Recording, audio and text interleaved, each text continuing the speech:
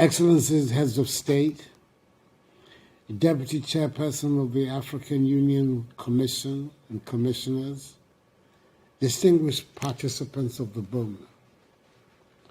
On this auspicious Africa Integration Day, I'm joining you to participate in the dialogue on the theme, Taking Stock of the African Century, which is an apt theme for the times in which we find ourselves. As the world confronts its third major economic and financial crisis this century, one can inquire philosophically about what will be left of this century for us to inherit. I believe the time has come for the continent of Africa and the entire world to think very hard about the models and instruments we've created for dealing with economic and financial crises.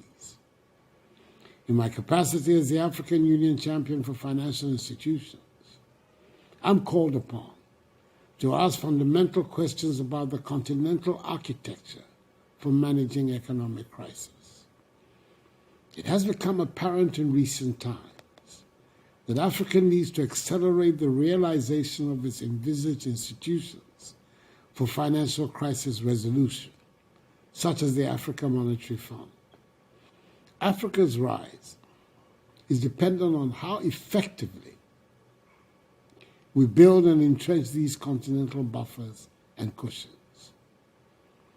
But as the 42nd President of the United States of America, President Clinton, has often said and reiterated at this Boma, there is a limit to what any one part of the world can do to defend against a truly global crisis.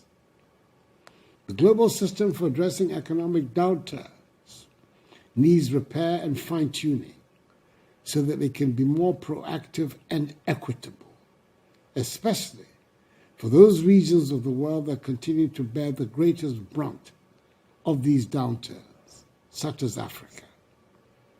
In the world where conflict in one part of the world immediately disrupts economies far away from the epicenter of the conflict, and when a virus is able to wipe away decades of growth from an economy, we cannot assign responsibility for managing crises to domestic actors alone.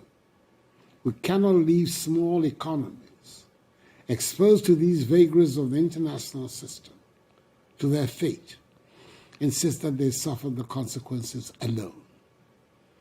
The international process for supporting such countries has to be fairer and more robust. I share the view of the optimists who say that this is Africa's century. However, I fear that the structural and recurrent flaws of the international economic order will rob us of our prize if we do not work harder to make an impact on its course and character. That is why we must hasten the process of continental integration. Continental unity and collective agency is the only path to building influence to push successfully for the reform of the multilateral economic and financial systems that affect our ability to respond to crises that threaten our rise as a continent. When we think of Africa before our individual countries, we're not just being Pan-Africanists, we're being true nationalists, because what makes Africa stronger will make each of our individual countries stronger and more prosperous. It is time for those of us who believe in continental integration to give enthusiastic support to continental decisions and inspire confidence and integrity in the structural organs of the African Union. Our people deserve no less, and the dream of prosperity will then be within our grasp. Distinguished participants of the Boma, I wish you fruitful deliberations, and may God bless Mother Africa and us all. I thank you for your attention.